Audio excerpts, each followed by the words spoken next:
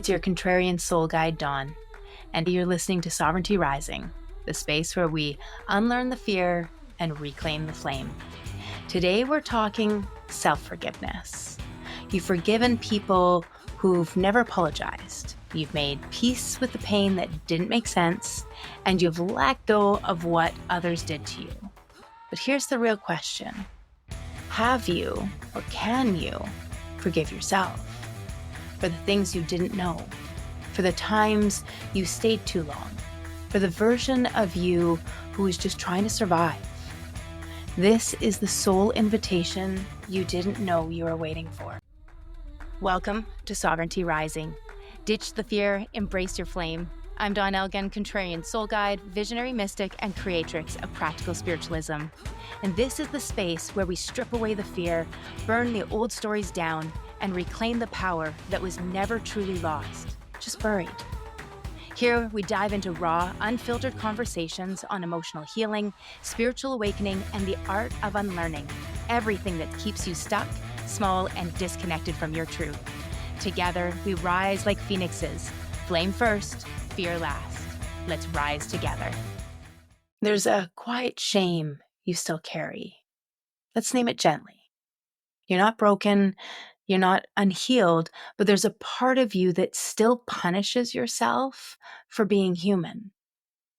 You forgive others, but still whisper things like, I should have known better. Why didn't I leave soon? I was so stupid back then. I messed it all up. Well, that voice, it's actually not your truth. It's your shame. And as Brene Brown, shame researcher extraordinaire, teaches, shame corrodes the very part of us that believes we can change. Let that sink in. There's a difference between accountability and shame. Let's be clear. Accountability says, I made a choice, I've learned, I get to do better. Where shame says, I am the mistake. I'm never enough. I should have known. You're not here to punish yourself into being better. You're here to love yourself forward. Yes, we've made choices from fear, from trauma, and from self-abandonment. Yes, we have regrets. But you are doing the best you could with the tools, the awareness, and nervous system regulation you had at the time. I'm not saying that makes it okay.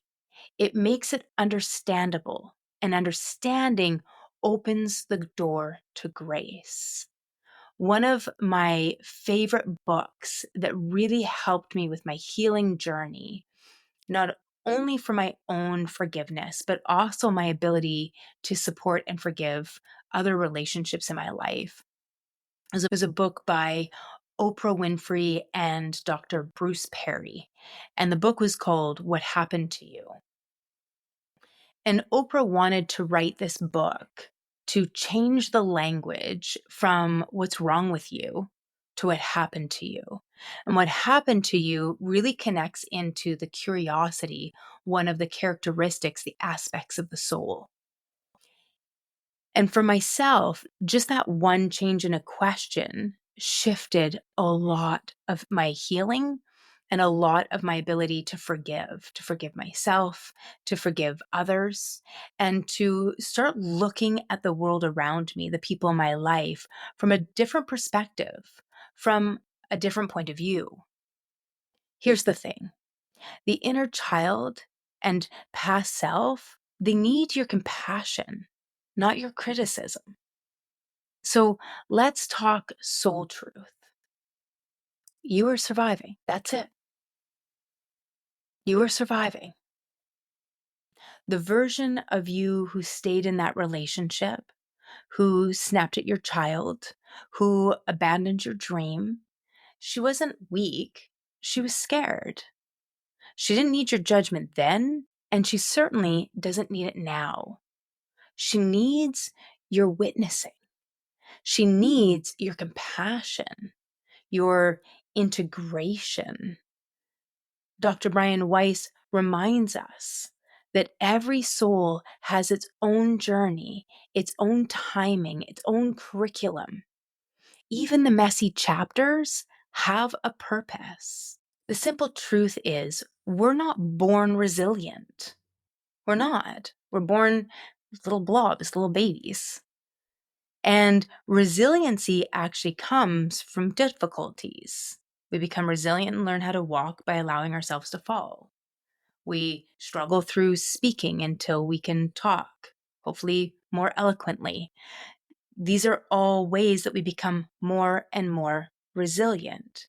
It's not so much about strength. It's not powering through and ignoring. It's actually paying attention, connecting. And part of self-forgiveness is allowing ourselves that integration so that we can become resilient. We become resilient when we do hard things. And the more that we can honor, I can do hard things, including I can do hard things like forgiving myself, forgiving others, letting resentments go. And the more we do that, the more resilient we become, the more that we can actually ground into our bodies and embody those in characteristics of the soul, to be more compassionate, to be more caring, to have greater clarity, not only on what we're doing in our own life, but greater clarity is to the whole picture of life that's going on around us. So consider that as we're moving through these pieces, that part of the hard things that we've done, even the things that we don't necessarily like about ourselves, if we can forgive ourselves and allow ourselves to heal from them, then we get the wisdom that comes from it.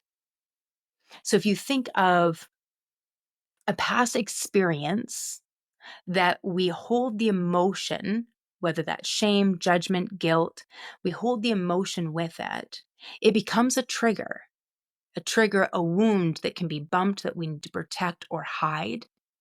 Whereas a past experience where we've released the emotional trigger, the emotional wound, allows us to have wisdom. That's the beauty of forgiveness. That's the beauty of letting go, is we're no longer dragged around by those wounds. And that's really what this is. Forgiveness is let go or be dragged.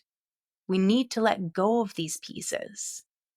So today, I want us to do a practice that is the self-forgiveness invocation. And yes, this is going to be in the show notes, so you can take a look at it, copy and paste it from there, and really use this over and over again. And I do encourage you, write it down in your journal, write it on a sticky note that you keep on your mirror, wherever your place for this is. Maybe it's what I did with my own for a while, which is I printed it off on a pretty piece of paper and I framed it. And I actually sat that frame beside my meditation cushion for quite a while so that I could really embody the practice and let it go. Only what we're truly capable of doing within ourselves, doing for ourselves, are we able to perpetuate into the world. What do I mean by that? First of all, we're our only project. We are the one that we need to take care of. This is the home that we need to become part of. And we need to clean our own house. We need to heal our own home first before we can go out and encourage that into our larger home, our family, into our larger community, into the world at large. So often we're figuring out what everybody else should be doing, but we're not actually walking the walk. And so the more that we heal, the more that we inspire other people to heal. The more that we do our healing work, we perpetuate that vibrational frequency, that energy of healing, of forgiveness into the world around us, to our children, to our friends, to our partner, to our family, to our loved ones. And from there, it continues to ripple out. Our coworkers, people in the grocery stores. Remember, your bioelectromagnetic field, your aura, has been measured at over a mile in diameter. How many people are you affecting every moment of the day? How many people are affecting you? And how would it all change if we all did our own healing work?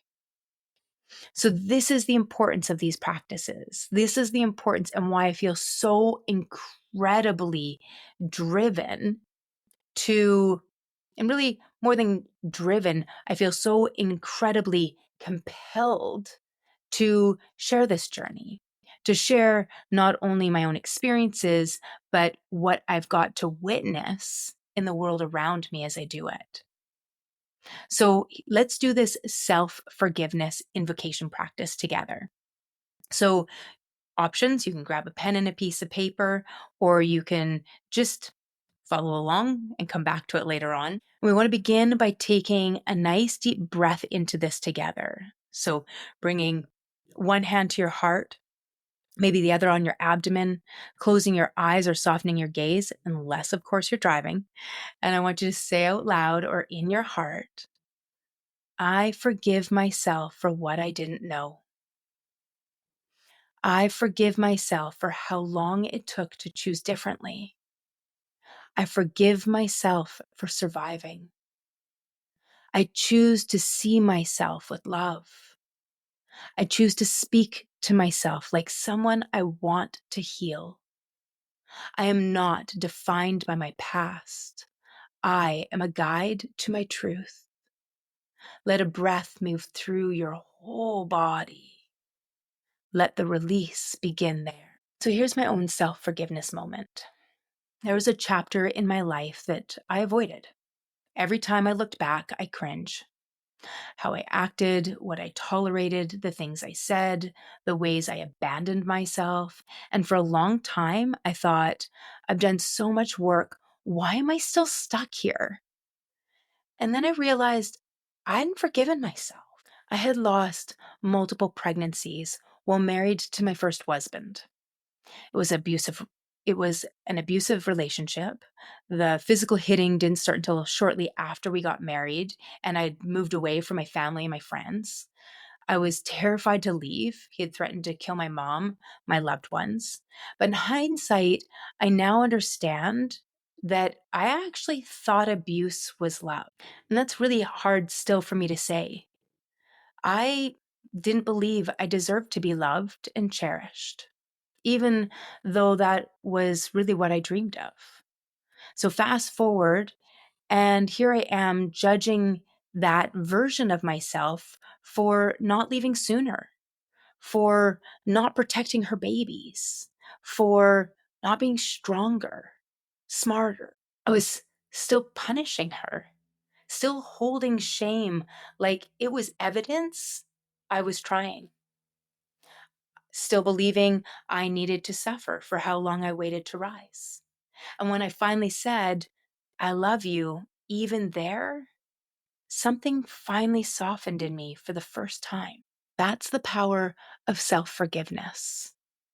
I promise you, you are worthy of forgiveness. You are worthy of unconditional love. So, what version of you still needs your compassion? What moment in your timeline is still carrying unspoken shame? It's okay if you're not ready to forgive it all today. But maybe today you could forgive one thing. This week, ask, what would it feel like to stop punishing myself for being human? And let that be the beginning of your return. You're not broken. You're not behind. You're just remembering that healing doesn't require shame. It requires truth and love. And I'm holding space for your softening. Hold yourself. Honor yourself. Honor your journey. And keep choosing your own grace. I see the light in you, and it is brilliant. You are not broken. You are not too much. You're remembering who you've always been. And this journey is just getting started. If today's episode lit something in you, hit follow so you don't miss what's coming. And if you're feeling it, leave a review. It helps with more soul-led women find this space. Want to go deeper? Come find me on YouTube, Facebook, our private Facebook community, The Awakening Circle, Instagram, TikTok, or at our website, practicalspiritualismco.com, for all the ways we can rise together. Not to worry, all those links are in our show notes. Until next time, stay sovereign, stay bold, and keep that fire lit.